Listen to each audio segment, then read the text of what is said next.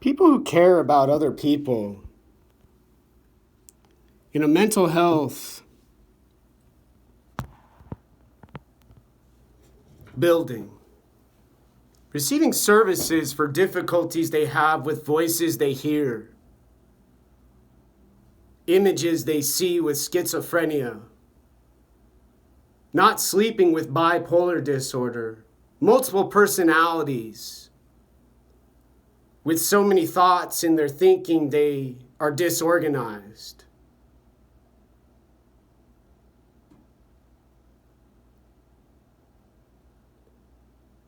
Would have opportunity to heal. But, however,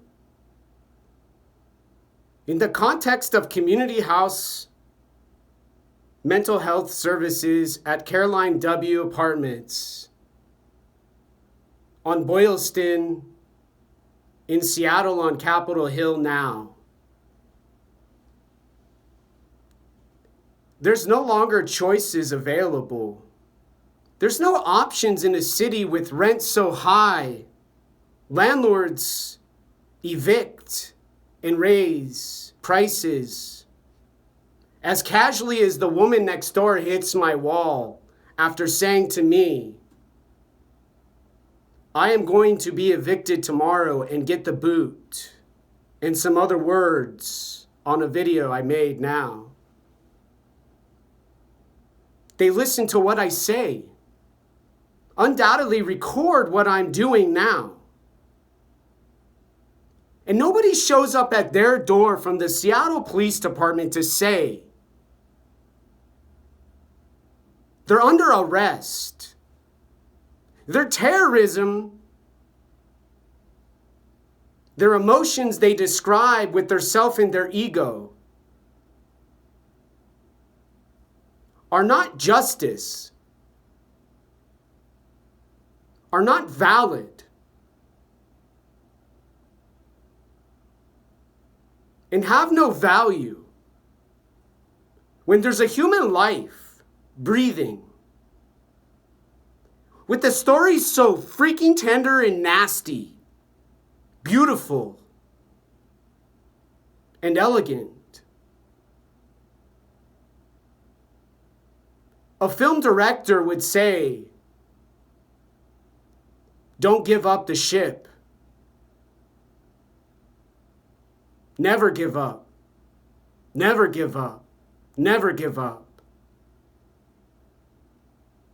But medical professionals and social workers and counselors and psychologists and psychiatrists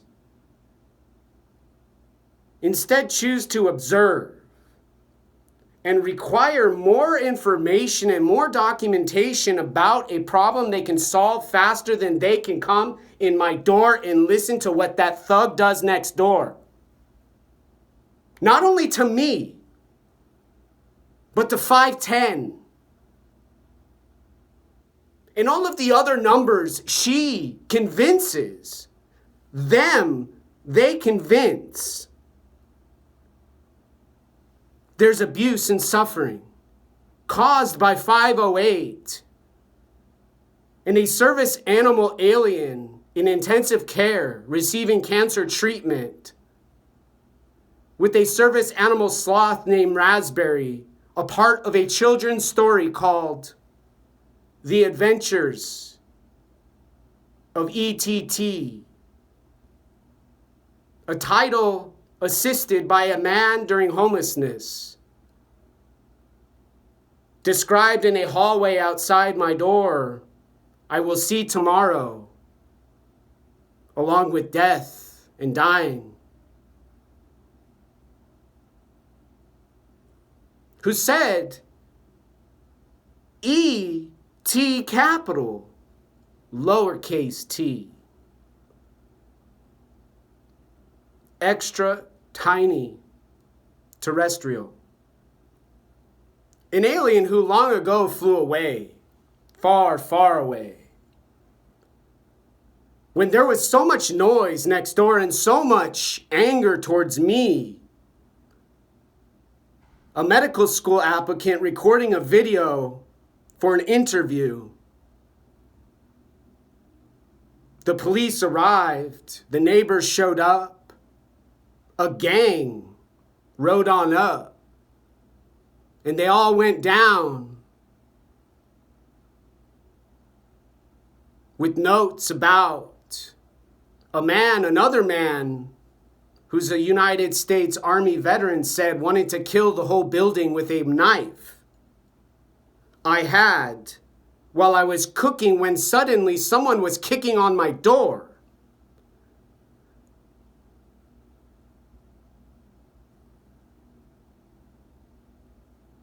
The same man who kicks on the door of 509 in the middle of the night and no police arrive.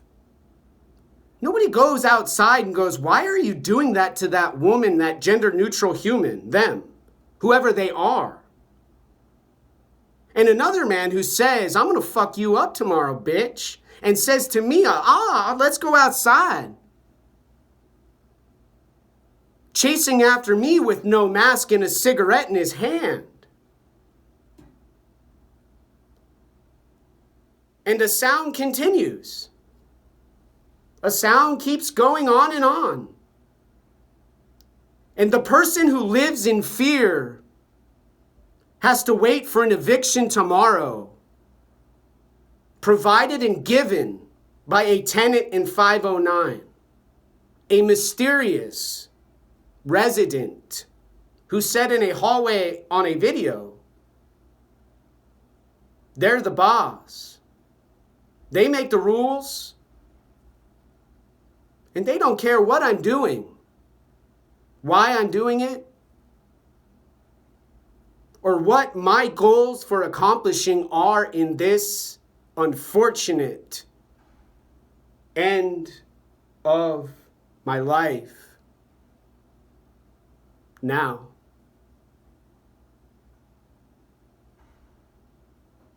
I will fall dead from a tree in an unknown location. Not given, not provided. And whoever lives in 509 will continue to play their music loudly, ignore sleep requirements for a body and a brain, and be at high risk for dementia and other neurodegenerative disorders caused by abuse from a body hurting a brain, and a brain ignoring a body and choosing instead anarchy, violence, and mystery. Nobody chooses to solve, and everybody decides to blame on a United States Navy chaplain applicant named Kelly Rigby. Now,